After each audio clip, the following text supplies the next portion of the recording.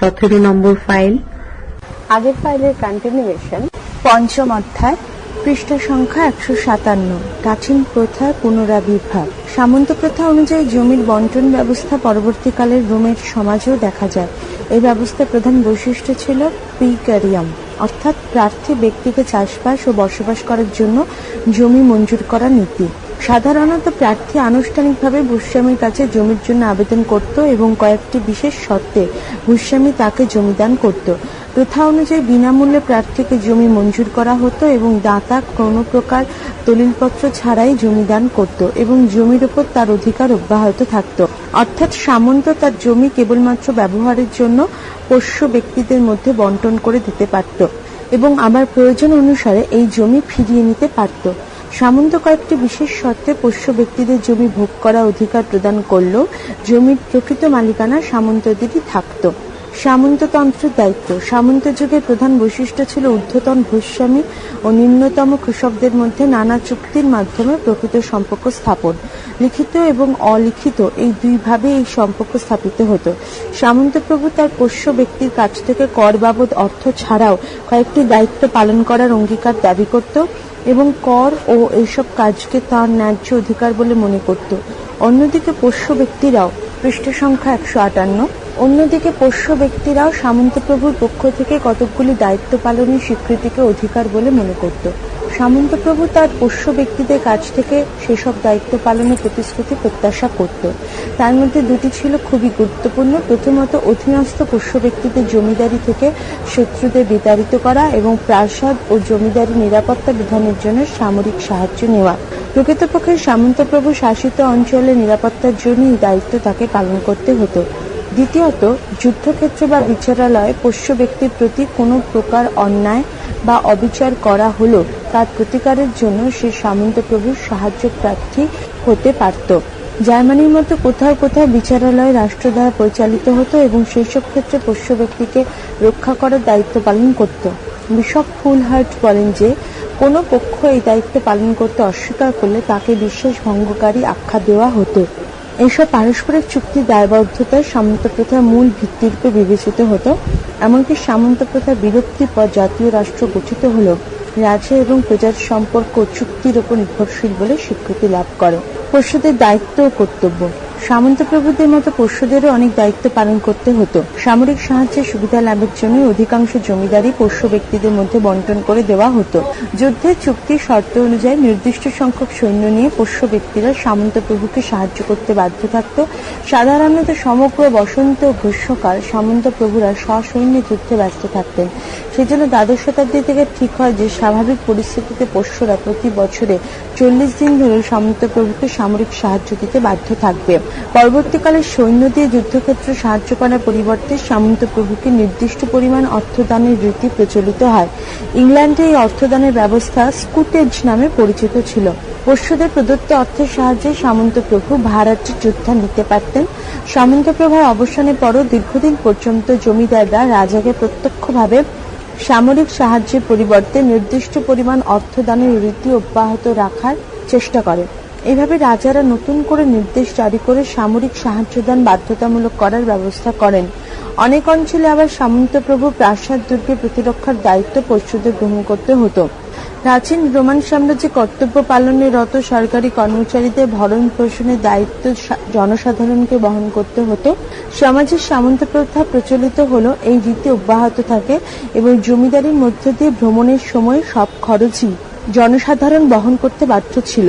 ফ্রান্সে এই ব্যবস্থাকে ড্রয়েট ডে গিতে বলা হতো। সামন্ত প্রভুর সঙ্গে বহু সংখ্যক লোক থাকলে অথবা ঘন ঘন জমিদারি পরিদর্শন ব্যবস্থা করা সাধারণ মানুষের পক্ষে তার ব্যয় বহন করা দুঃসাধ্য হয়ে পড়ত। সেজন্য পরবর্তীকালে এই ব্যয়ের নির্দিষ্ট পরিমাণ স্থির করে দেওয়া হয়। সামন্ত প্রভুর পোষ্যদের দ্বিতীয় বেসামরিক কর্তব্য ছিল সামন্তদের দ্বারা পরিচালিত বিচারালয়ে উপস্থিত থাকা কোনো সামন্তই এককভাবে বিচার কার্য পরিচালনা করত না। সাহায্যকারী হিসেবে পোষ্যগণ সামন্তের বিচারালয়ে উপস্থিত থাকত। সামন্ত প্রভুদের আয়ের উৎস। নানা খাতে পোষ্যগণ সামন্ত প্রভুকে নগদ অর্থ দিতেও বাধ্য ছিল, তবে এই অর্থকে কখনোই কর বলে মনে করা হতো না। সামন্ত প্রভুর প্রতি দায়িত্ব পালনের অংশরূপে একে বিচার করা হতো। জমিদারির আয়তন এবং অন্যান্য গুরুত্বের কথা বিবেচনা করেই এই অর্থের পরিমাণ স্থির করা হতো। সাধারণত রাজদরবারের অতিরিক্ত ব্যয় নির্বাহের জন্য এইভাবে অতিরিক্ত অর্থ আদায় করা হতো। তারপরে এই অর্থের পরিমাণও নির্দিষ্ট করে দেওয়া হয়, কিন্তু ধর্মযুদ্ধের সময় সামন্ত প্রভুকে সাহায্য করার জন্য অর্থ প্রদানের সময় কোনো জমিদারই কোনো প্রশ্ন উত্থাপন করেনি। পৃষ্ঠা সংখ্যা 159। সামন্ত প্রথার প্রভাবে সামন্ত প্রভুকে পোষ্যদের আরেকটি খাতেও নগদ অর্থ দিতে হতো। এই অর্থ সাহায্য রিলিফ নামে পরিচিত ছিল। জমির মালিকানা পূর্বে বংশানুক্রমিক সম্পত্তি বলে বিবেচিত হতো না। সেই সময় কোনো পোষ্য বা ভাসালের মৃত্যু হলে তার উত্তরাধিকারী অর্থ ও অন্যান্য উপহার দিয়ে সামন্ত প্রভুর কাছ থেকে পুনরায় ওই জমিদারি লাভ করতে পারত।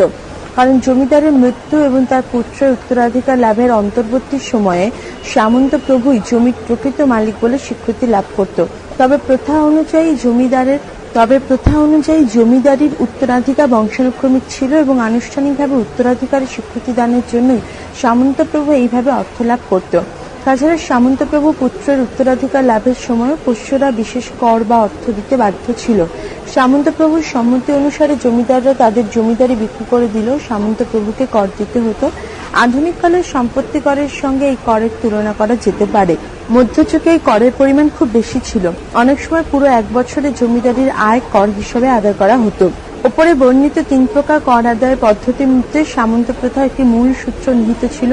সামন্ত প্রভু ও জমিদারের মধ্যে একান্ত ব্যক্তিগত সম্পর্কের ভিত্তিতে ভূ সম্পত্তি বন্টন করা হতো। সুতরাং এই দুই পক্ষের যে কোনো একজনের মৃত্যুর পর আবার নতুন করে চুক্তি করার প্রয়োজন দেখা দিত। তাছাড়া প্রতিটি ক্ষেত্রে সামন্ত প্রভু জমিদারের কাছ থেকে অর্থ আদায়ের সুযোগ লাভ করত।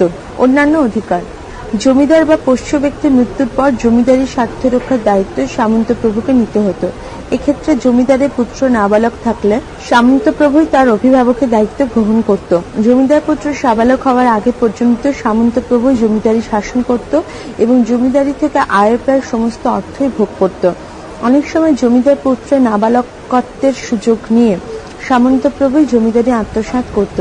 মৃত জমিদারের উত্তরাধিকারী অপ্রাপ্তবয়স্ক পুত্র বা কন্যার বিবাহের সুবন্দোবস্ত করার দায়িত্ব তাকে পালন করতে হতো। জমিদারিত্ব বজায় রাখার শর্ত: কোনো উত্তরাধিকারী না রেখে জমিদারের মৃত্যু হলে তার জমিদারি বাজেয়াপ্ত করে নতুন কোনো ব্যক্তিকে জমিদার হিসেবে নিযুক্ত করা যেত। আবার কোনো জমিদার যদি জমিদারি পরিচালনার ব্যাপারে ব্যর্থতা প্রদর্শন করত অথবা কারণে অকারণে সামন্তপ্রভু বিরোধিতা করত, তখন সামন্তপ্রভু তার জমিদারি বাজেয়াপ্ত করে অন্য কোনো ব্যক্তির সঙ্গে নতুন চুক্তি সম্পাদন করার সুযোগ ভোগ করত। ম্যানরের উদ্ভব: একসময় প্রাচ্য দেশগুলির সঙ্গে পশ্চিম ও পূর্ব রোমান সাম্রাজ্যে ব্যবসা বাণিজ্য বন্ধ হয়ে যায়। ফলে পশ্চিম ইউরোপের লোকজন কৃষিকর্মের উপর একান্ত নির্ভরশীল হয়ে পড়ে। বড় ভূস্বামীদের কাছ থেকে কিছু শর্তাধীনে জমি নিয়ে তারা চাষাবাদ শুরু করে। বহু চাষি ভূস্বামীদের খামারে অনেকের সঙ্গে মিলে জমি চাষ করত। ওই খামারকে বলা হতো ম্যানর। এই ম্যানরেই চাষিদের কাজ ও বসবাসের ব্যবস্থা ছিল। ইউরোপের সামন্ততান্ত্রিক ব্যবস্থার শেষ পর্যায়ে কৃষকরা দুটি শ্রেণীতে বিভক্ত ছিল: স্বাধীন কৃষক এবং ভূমিহীন কৃষক।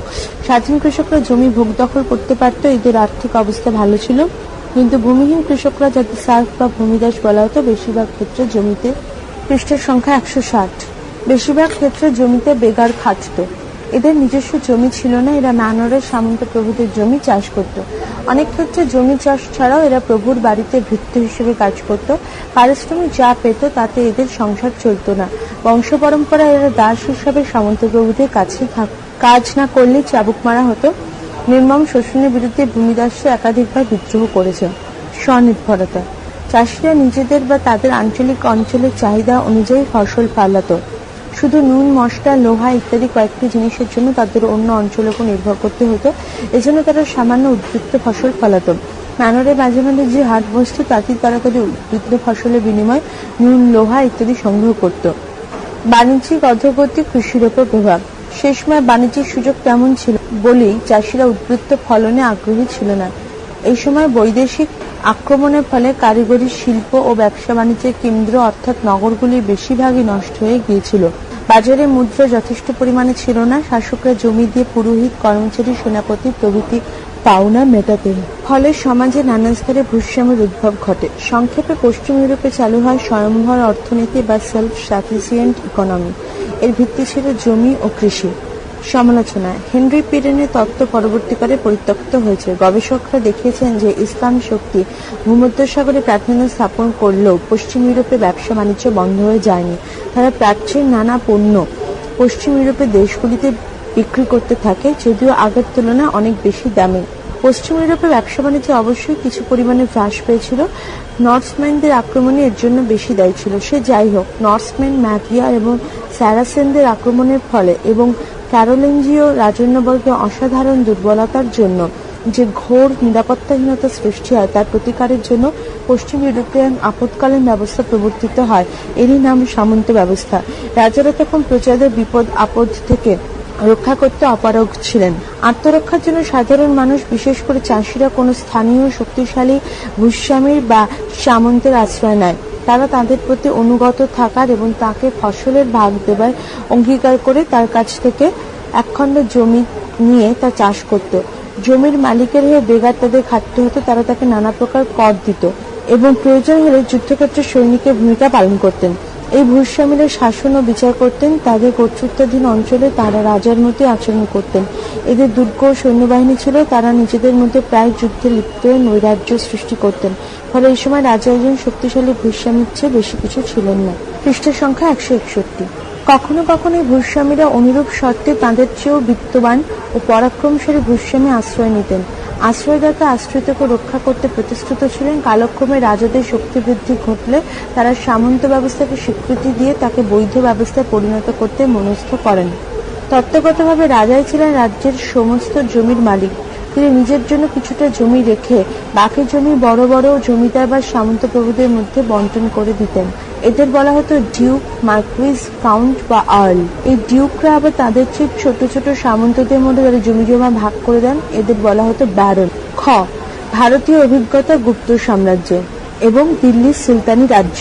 গুপ্ত সাম্রাজ্যের সামন্ততন্ত্র। ভারতীয় প্রেক্ষাপটে সামন্ততন্ত্র। 1920 শতকে ইউরোপীয় ঐতিহাসিকরা ইউরোপের সামন্ত প্রথার সম্পর্কে এক সম্যক ধারণা তৈরি করেন। তারা পৃথিবীর অন্যান্য অঞ্চলে প্রাক আধুনিক যুগের ইতিহাস বোঝার ক্ষেত্রে এই ধারণা প্রয়োগ করেন। এইভাবে চীন, জাপান, পশ্চিম এশিয়া বা ভারতীয় সমাজেও এই ধারণা প্রয়োগ করা হয়। এইভাবেই ভারতবর্ষের কর্নেল জেমস টড 1820 দশকে রাজস্থানে ইউরোপীয় সামন্ত প্রথার অনুরূপ ব্যবস্থা প্রত্যক্ষ করেছিলেন। ভারতীয় সামন্ত প্রথা এমন একটি অর্থনৈতিক ব্যবস্থার ছবি তুলে ধরে যেখানে বাণিজ্যের অবক্ষয় ঘটে, ফলে মুদ্রা প্রচলনের সংকট দেখা দেয়। এই অবস্থায় রাষ্ট্র বাধ্য হয় ব্রাহ্মণ ও অন্যান্য রাজকর্মচারীদের জমি দান করতে। পরস্পর বিরোধী ব্যাখ্যা। বর্তমানে ইতিহাস চর্চার ক্ষেত্রে ভারতীয় সামন্ত প্রথা বিষয়টি বিতর্কিত হয়ে উঠেছে। এক্ষেত্রে বাণিজ্য ও সামন্ত প্রথার মধ্যে বিরোধের বিষয়টিও উঠে এসেছে। আবার এই ধারণা ইউরোপীয় বিশ্লেষণের পদ্ধতিগুলো আরোপ করা হয়েছে, যেমন মানব, ভূমিদাস, কমিউনিকেশন ইত্যাদি। তবে ঐতিহাসিকদের মতে ভারতীয় পরিবেশ, প্রযুক্তি ও সামাজিক ব্যবস্থা ইউরোপ থেকে মূলত আলাদা। ভারতীয় সামন্ততন্ত্রকে বুঝতে হলে ভারতীয় সমাজের পরিপ্রেক্ষিতে বুঝতে হবে। ভারতীয় ও ইউরোপীয় সামন্ততন্ত্রের প্রেক্ষিত। F.W. মেইটল্যান্ড, টমাস ক্রেক এবং অ্যাডাম স্মিথ মধ্যযুগে ইউরোপীয় সামন্ততন্ত্রের বৈশিষ্ট্য প্রসঙ্গে কৃষক শ্রেণীর দৈন্য এবং পরাধীন অবস্থা, সামাজিক ও বাণিজ্যিক সম্পর্কে অবনতি, মুদ্রা ব্যবস্থা অবনতি, কেন্দ্রিকতার বদলে স্থানীয় প্রভাব বৃদ্ধি, মধ্যবর্তী ভূমধ্যকারী শ্রেণীর উদ্ভব, জমির ব্যক্তিগত মালিকানা প্রভৃতি উল্লেখ করেছেন। মধ্যযুগীয় সামন্ততন্ত্রের ভিত্তিতে ভারতীয় সামন্ততন্ত্র। মধ্যযুগে ইউরোপীয় সামন্ততন্ত্রের পরিপ্রেক্ষিতে আলোচনা করতে গিয়ে গুপ্তযুগের সামন্ততন্ত্রের বিষয়টি বিতর্কিত হয়ে উঠেছে। তবে ঐতিহাসিক রামচরণ শর্মা মনে করেছেন যে গুপ্তযুগের সামন্ততন্ত্রের উদ্ভব ঘটেছিল। একটু আলাদাভাবে ডিডি কোশাম্বীও সামন্ততন্ত্রের উদ্ভবের বিষয়টি স্বীকার করেছেন। তার মতে খ্রিস্টীয় 5ম শতকের শেষ ও 6ষ্ঠ শতকের প্রথম দিকে গুপ্ত সাম্রাজ্য যখন ভেঙে পড়ে তখন ওই ছোট ছোট এলাকাকে সামন্ত এলাকা রূপে অভিহিত করা হয়। পরে গুপ্ত রাজারা সামন্তদের হাতে ক্ষমতা ছেড়ে দিলে সামন্ততন্ত্র উদ্ভব ঘটে। কোশাম্বীর মতে সামন্ততন্ত্র উপর থেকে আরোপিত হওয়ার পর নিচের থেকে অনুসৃত হয়েছে। তার এই মত সবাই মেনে না নিলেও পরবর্তীকালে BNS যাদব, DN ঝা ও কৃষ্ণমোহন শ্রীমালী রামশরণ শর্মার অনুসরণে গুপ্ত যুগে সামন্ততন্ত্র উদ্ভবের বিষয়টি স্বীকার করেছেন। পৃষ্ঠা সংখ্যা 162। রামশরণ শর্মার মতামত। রামশরণ শর্মার সামন্ততন্ত্র উদ্ভবের পর্যায় নির্দেশ করেছেন খ্রিস্টীয় 300 থেকে খ্রিস্টীয় 600 অব্দ, যা গুপ্ত যুগের মধ্যে পড়ে। তার মতে ইউরোপের সামন্ততন্ত্র উদ্ভবের পেছনে যেমন বিদেশি আক্রমণের ভূমিকা ছিল, ভারতের সামন্ততন্ত্র উদ্ভবের ক্ষেত্রে সে ধরনের কোনো লক্ষণ দেখা দেয়নি। তিনি মনে করেছিলেন যে সেই সময় আর্থসামাজিক ও রাষ্ট্রীয় ক্ষেত্রে যে অবক্ষয় চলছিল তার সৃষ্টি হয়েছিল সামন্ততন্ত্রের ফলে। অগ্রহার বা ভূমিদান ব্যবস্থা। রামশরণ শর্মা ও তার অনুগামীদের মতে গুপ্ত যুগের সামন্ততন্ত্রের উদ্ভবের পেছনে বিশেষ কারণ ছিল অগ্রহার ব্যবস্থা বা ব্রাহ্মণদের গ্রাম ও ভূমিদান প্রথা। একথা ঠিক, গুপ্ত আমলে মধ্য ভারতে এমন 6টি তাম্রশাসন পাওয়া গেছে, সেগুলোতে দেখা যায় যে মধ্য ভারতে বড় বড় রাজা ব্রাহ্মণদের কিছু গ্রাম দান করেছিলেন। গ্রামবাসীদের দান গ্রহীতাকে ভূমি রাজস্ব, অন্যান্য কর প্রদান সহ তাদের আদেশ পালনের কথা বলা হয়। এইসব কারণে শর্মা মনে করেছেন যে ভূমিদান প্রথা ছিল সামন্ততন্ত্র উদ্ভবের অন্যতম কারণ, কেননা পতিত জমিকে কৃষি জমিতে পরিণত করে তোলার উপায় ছিল ভূমিদাস। শর্মা গুপ্তদের সমকালীন পশ্চিম ভারতের বলভীর মৈত্রকতে ভূমিদান পত্র উল্লেখ করে বলেছেন যে ভূমিদানের সঙ্গে সঙ্গে তা চাষীদের হস্তান্তরিত করা হতো। পাকাটক রাজ প্রবর্ষণের আমলে 20টি গ্রাম অগ্রহারে পরিণত হওয়ার প্রমাণ আছে। আবার কৃষ্ণমোহন শ্রীমালী দেখিয়েছেন যে ভূমিদানের সময় দান গ্রহীতাকে 4 জন কৃষকের বসতবাড়িও দান করা হয়েছিল। জমির ওপর দান গ্রহীতা ব্রাহ্মণদের মালিকানা প্রতিষ্ঠিত হওয়ায় অর্থনৈতিক দিক থেকে তারা লাভবান হয়েছে। রামশরণ শর্মার সামন্ততন্ত্র উদ্ভবের বিষয়টির সঙ্গে প্রশাসনিক ব্যবস্থা পরিবর্তন ও সামন্ততান্ত্রিক কাঠামোর উপর গুরুত্ব দিয়েছেন। তার মতে জমি যার দখলে থাকে সেই হয় প্রকৃত অধিকারী। এই সামন্ততন্ত্রের ধারণা গুপ্ত যুগের প্রতিষ্ঠা লাভ করে। প্রাদেশিক শাসনকর্তাদের আধিপত্য। গুপ্ত আমলের সামন্ততন্ত্র উদ্ভবে ছোট ছোট রাজ্যগুলির ওপর পরাক্রমশালী শাসকদের আধিপত্য স্থাপনের বিষয়টিও ছিল গুরুত্বপূর্ণ। এছাড়া ছিল বেগার প্রথা। মুদ্রার অপব্যবহার। গুপ্ত আমলে সাধারণ কেনাবেচার জন্য মুদ্রা, বিশেষ করে তাম্র মুদ্রার অভাব থেকে প্রমাণিত হয় যে অভ্যন্তরীণ বাণিজ্যের অবনতি ঘটেছিল। নৈতিক ও অর্থনৈতিক অবক্ষয়। তবে গুপ্ত আমলের সংকটের মধ্যে শর্মানগরের অবক্ষয়ের বিষয়টি অন্তর্ভুক্ত করেছেন। সার্বিকভাবে তিনি কৃষির ব্যাপক প্রসারের বিষয়টি স্বীকার করে নিয়েছেন। তবে তিনি অগ্রহার ব্যবস্থা, বাণিজ্যের অবনতি, মুদ্রার অপ্রতুলতা, নগরের অবক্ষয় প্রভৃতির মধ্যে সামন্ততন্ত্র নিহিত ছিল বলে মনে করেছেন। পণ্ডিতদের দৃষ্টিতে ইউরোপীয় ভারতীয় সামন্ততন্ত্র। শর্মা ও তাঁর অনুগামীদের মতের বিরুদ্ধে দীনেশচন্দ্র সরকার, হরবংশ মুখিয়া, ব্রজদুলাল চট্টোপাধ্যায় প্রমুখ নানা মত তুলে ধরেছেন। তাদের মতে ভারতে ইউরোপীয় সামন্ততন্ত্রের ধাঁচে সামন্ততন্ত্র গড়ে ওঠেনি।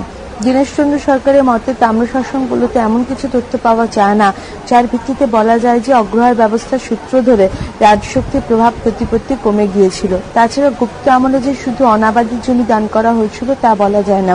সামন্ত প্রথার আরেকটি গুরুত্বপূর্ণ দিক হল কৃষক পীড়ন, যা মধ্যযুগীয় ইউরোপে একটি অন্যতম বৈশিষ্ট্য।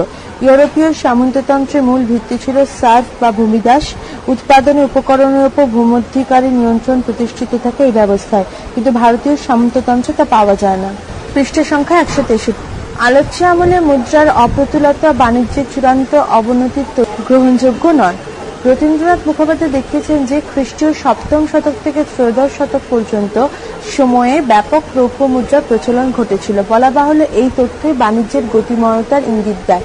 পুরাতাত্ত্বিক তথ্য প্রমাণ এবং শিলালেখর ওপর ভিত্তিতে ব্রজদুলাল চট্টোপাধ্যায় দেখিয়েছেন যে গুপ্ত আমলের শেষ দিকে নগরের অবক্ষয় ঘটেনি, বরং অচ্ছিত্র, অতঞ্জিখেরা, রাজঘাট, চিরান, পেহুয়া, গোপাদ্রি, সিয়াটনি, তত্তাচন্দ্রপুর প্রমুখ নগরের উজ্জ্বল অস্তিত্ব ছিল। একথা ঠিক যে ভূমি ব্যবস্থা অন্তর্বর্তী বা মধ্যস্বত্ব ভোগের যে আবির্ভাব ভারতে ঘটেছিল তাতে কোনো সন্দেহ নেই। এরপরে ভূমি বা গ্রামের দানগ্রহীতা ব্রাহ্মণদের প্রভাব যে বেড়েছিল তা অস্বীকার করা যায় না। সুতরাং ইউরোপীয় ভারতীয় অবস্থা নিরিখে ভারতীয় সামন্ততন্ত্রকে দেখতে হবে। দিল্লির সুলতানি রাজ্য। সুলতান ইলতুৎমিশ 1211 থেকে 1236 খ্রিস্টাব্দ ভারতে ইকতা ব্যবস্থা প্রবর্তন করেন। এর সঙ্গে ইউরোপীয় সামন্ত ব্যবস্থা কিছু মিল দেখা যায়। ইলতুৎমিশ তার সেনানায়কদের একটি করে অঞ্চল প্রদান করেন, এগুলোকে বলা হতো ইকতা। সামন্ত ব্যবস্থার নাম ছিল ফিয়েফ। ইকতার মালিক বা ইকতাদার সুলতানের প্রয়োজন মতো তাঁকে নির্দিষ্ট সংখ্যক অশ্বারোহী সৈন্য পাঠাতে বাধ্য থাকতেন। ইউরোপীয় সামন্ত ব্যবস্থা এটাও ছিল জমি প্রাপকের একটি অবশ্য পালনীয় কর্তব্য। ইকতাদারদের অশ্বারোহী সৈন্য পাঠাতে হতো। ইউরোপীয় সামন্ত ব্যবস্থা এটি ছিল একটি বিশেষ বৈশিষ্ট্য। প্রথম পর্বে ইকতাদাররা সুলতানকে সামরিক সাহায্য দানের বিনিময়ে ইকতার রাজস্ব ভোগ করতেন। পরবর্তীকালে ইকতার শাসনে ভারত তাঁর উপর বর্তায়। তাঁকে রাজস্বের একাংশ সুলতানকে দিতে হতো। সুলতানরা নিজস্ব কর্মচারীদের দিয়ে রাজস্বের হিসেব নিকেশও করাতেন। ইলতুৎমিশ ইকতা প্রচলন করেছিলেন এদেশে অমুসলমানদের মধ্যে সামন্ত ব্যবস্থার প্রভাব থেকে এবং তুর্কি শাসন ব্যবস্থা থেকে রক্ষা করতে। তিনি ইকতাদারদের এক স্থান থেকে অন্যত্র স্থানান্তরিত করার ব্যবস্থা করেন। ব্যবসা বাণিজ্য নগরায়ন, সম্প্রসারণ ও সংকোচনের মধ্যবর্তী সময় ইউরোপ ও ভারতের অভিজ্ঞতার তুলনামূলক আলোচনা। বাণিজ্যের সঙ্গে নগরায়নের ঘনিষ্ঠ সম্পর্ক। বাণিজ্যের কারণে মানুষ আকৃষ্ট হয়, লোকালয় গড়ে উঠছে, আবার বাণিজ্যের অভাবে জনপদ শ্রীহীন হয়ে পড়ে, লোকে সে স্থান ত্যাগ করে। বরাবরই এরকম দেখা যায়। হরপ্পা সভ্যতার বাণিজ্য। লোথাল নামক নগরে একটি ডক বা জাহাজঘাটা ছিল। ভারত এবং ভারতের বিভিন্ন স্থানের সঙ্গে হরপ্পা সভ্যতা বাণিজ্যিক সম্পর্ক ছিল। কাশ্মীর, মহীশূর এবং নীলগিরি অঞ্চলের লোকেদের সঙ্গে এখানকার বাণিজ্যিক যোগাযোগ ছিল। দক্ষিণ ভারত থেকে মূল্যবান ধাতু আনা হতো। সাম্প্রতিক গবেষণার ফলে জানা গেছে যে আফগানিস্তান, পারস্য, দক্ষিণ তুর্কমেনিয়া, পশ্চিম এশিয়ার সুমেরীয় সভ্যতার সঙ্গে হরপ্পার ঘনিষ্ঠ বাণিজ্যিক সম্পর্ক ছিল। ভারতের দ্বিতীয় নগরায়ন ঘটে খ্রিস্টপূর্ব ষষ্ঠ শতকে ষোড়শ মহাজনপদের যুগে, প্রথম নগরায়নের প্রায় 2200 বছর পর। পৃষ্ঠা সংখ্যা 164। খ্রিস্টপূর্ব ষষ্ঠ শতকে বাণিজ্যিক সম্প্রসারণ। এই সময় কিছু শক্তিশালী রাষ্ট্র স্থাপিত হওয়ায় আভ্যন্তরীণ নিরাপত্তা, শান্তি শৃঙ্খলার কারণে অর্থনৈতিক উন্নয়ন সূচিত হয় এবং কৃষি ও শিল্পের প্রসার ঘটতে থাকে। স্থলপথে ও সমুদ্রপথে বাণিজ্য সম্প্রসারণ এবং মুদ্রার ব্যাপক প্রচলন দেখা যায়। বহু রাজপথ নির্মিত হওয়ায় বণিকরা দল বেঁধে পণ্য বোঝায় বহু সকট নিয়ে বাণিজ্যের উদ্দেশ্যে যাত্রা করত, কারণ পথে বিশেষ করে বনাঞ্চলে দস্যুদের উপদ্রব ছিল। নদীপথেও আভ্যন্তরীণ বাণিজ্য চলত। বৌদ্ধ জাতকগুলি থেকে জানা যায় যে এই সময় ভারতীয় বণিকরা সমুদ্র পথে দক্ষিণ পূর্ব এশিয়ার দেশগুলিতে যেত। আলোচ্য সময় পারস্য এবং পশ্চিম এশিয়ার কয়েকটি দেশের সঙ্গেও স্থল ও জলপথে ভারতের বাণিজ্য চলত। দেশীয় বিদেশে যেসব শিল্পদ্রব্যের চাহিদা ছিল সেগুলো এই সময় ব্যাপকভাবে ভারতে উৎপন্ন হতে থাকে। এই সময় নগরগুলির মধ্যে উল্লেখযোগ্য হচ্ছে চম্পা, রাজগৃহ, শ্রাবস্তী, বারাণসী, কৌশাম্বী, কুশীনগর প্রভৃতি। নগরগুলো প্রাচীর বেষ্টিত ছিল।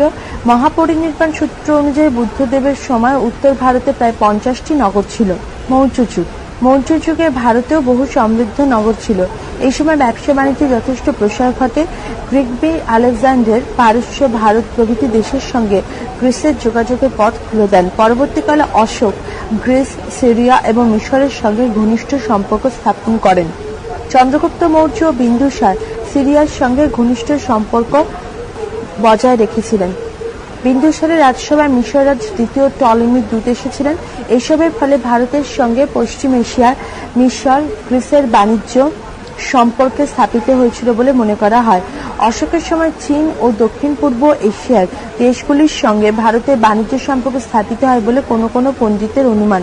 ভারতে ব্যাকট্রীয় গ্রিকদের শাসকাধীন অঞ্চলেও বেশ কিছু নগর ছিল। এই সময় মধ্য ও পশ্চিম এশিয়ার সঙ্গে ভারতের বাণিজ্যিক যোগাযোগের পথও প্রশস্ত হয়েছিল। সাতবাহন। সাতবাহন রাজাদের আমলে কারিগরি শিল্প ও বৈদেশিক বাণিজ্যে যথেষ্ট প্রসার ঘটে। এই সময় বহু বন্দর ও নগর গড়ে উঠেছিল। রোমান সাম্রাজ্যের সঙ্গে সাতবাহন শাসিত রাজ্যের ঘনিষ্ঠ বাণিজ্যিক সম্পর্ক ছিল। সাতবাহন রাজ গৌতমীপুত্রের রাজ্য উত্তরে গুজরাট ও মধ্যপ্রদেশ থেকে দক্ষিণে কৃষ্ণা নদী এবং পূর্বে বিদর্ভ থেকে পশ্চিমে কঙ্কন উপকূল পর্যন্ত বিস্তৃত ছিল। সাতবাহন রাজ্যে রোমের বহু মুদ্রা আবিষ্কৃত হয়েছে। এই মুদ্রাগুলি সোনা ও রূপোর তৈরি। দক্ষিণ পূর্ব এশিয়ার দেশগুলির সঙ্গে সাতবাহনদের বাণিজ্যিক সম্পর্ক ছিল। কুষাণ যুগে বাণিজ্য। কুষাণ যুগে ভারতের কৃষি, কারিগরি শিল্প, অভ্যন্তরীণ ও বৈদেশিক বাণিজ্যে চমকপ্রদ উন্নতি পরিলক্ষিত হয়। কুষাণ সাম্রাজ্যে শান্তি ও শৃঙ্খলা স্থাপিত হবে, দেশে নিরাপত্তার আবহ তৈরি হয়। পুরাতন পথগুলি ছাড়াও বহু নতুন রাজপথ নির্মিত হওয়ায় স্থলপথে ব্যবসা বাণিজ্যের সম্প্রসারণ ঘটে। কুষাণ যুগে চীন, দক্ষিণ পূর্ব এশিয়া দেশসমূহ, পশ্চিম এশিয়া ও রোমান সাম্রাজ্যের সঙ্গে ভারতের বাণিজ্যিক সম্পর্ক স্থাপিত হয়। রোমের বহু মুদ্রা কুষাণদের অধিকৃত অঞ্চল থেকে পাওয়া গেছে। রোমে ভারতীয় পণ্যের বিশেষ চাহিদা ছিল। কুষাণ সম্রাটরা উচ্চমানে বহু রৌপ্য মুদ্রা চালু করেছিলেন, এটি ব্যবসা বাণিজ্যের প্রসারে সহায়ক হয়। কুষাণ আমলে বেশ কিছু বন্দর ও নগর গড়ে ওঠে। গুপ্ত যুগে বাণিজ্যিক অগ্রগতি। গুপ্ত যুগে কৃষি ও বিভিন্ন শিল্প এবং অভ্যন্তরীণ এবং বৈদেশিক বাণিজ্যে ঈর্ষণীয় উন্নতি ঘটে। এই যুগে বহু সংখ্যক স্বর্ণ, রৌপ্য, তাম্র মুদ্রারও প্রচলন ঘটে।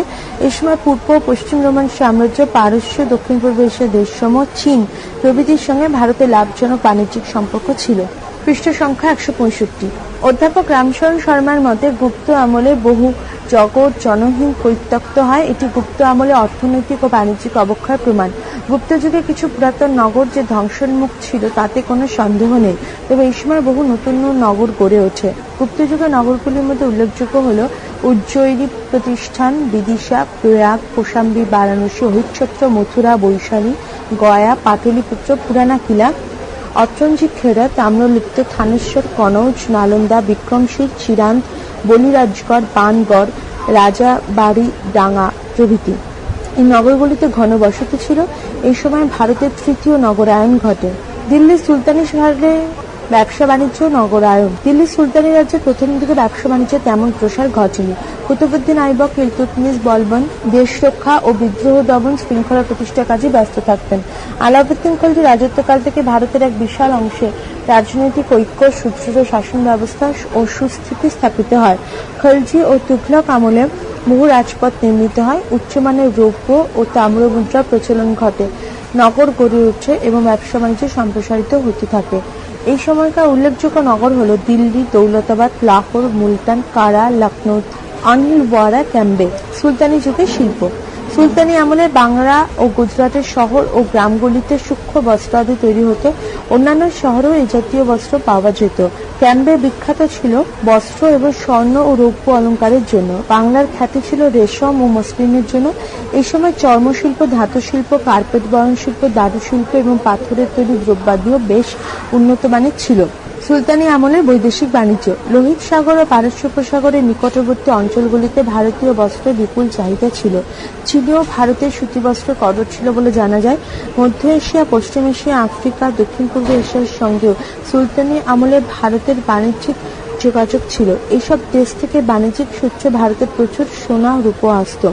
ভারত মহাসাগরে আরবদের প্রাধান্য থাকলেও সেখান থেকে ভারতীয় বণিকদের উচ্ছেদ করা সম্ভবপর হয়নি। ভারতে বহু সংখ্যক খোরাসানি, আফগান ও ইরানি বণিকদের আসা যাওয়া ছিল। ইউরোপীয় ও ভারতীয় অভিজ্ঞতার তুলনামূলক আলোচনা। প্রযুক্তিগত ও আর্থসামাজিক পরিবর্তন। একাদশ-দ্বাদশ শতকে প্রযুক্তিগত আর্থসামাজিক পরিবর্তন পশ্চিম ইউরোপের চেহারা বদলে দিয়েছিল। ক্রমবর্ধমান জনসংখ্যা ইউরোপের জনহীন অঞ্চলে বসতি স্থাপন ও জঙ্গল কেটে কৃষিজমিতে পরিণত করতে সাহায্য করে। এই উৎপাদনশীলতা এবং সেই উৎপাদন বৃদ্ধি বাণিজ্যের প্রসারে নগরায়নও সাহায্য করেছিল। এই সময় গ্রামাঞ্চলে বিক্রয়যোগ্য পণ্য অনেক বেশি উৎপাদিত হতো। এর ফলে ক্রমবর্ধমান বাণিজ্য শহরাঞ্চলে অনেক বেশি মানুষের ভরণ পোষণের ব্যবস্থা করতে পারত।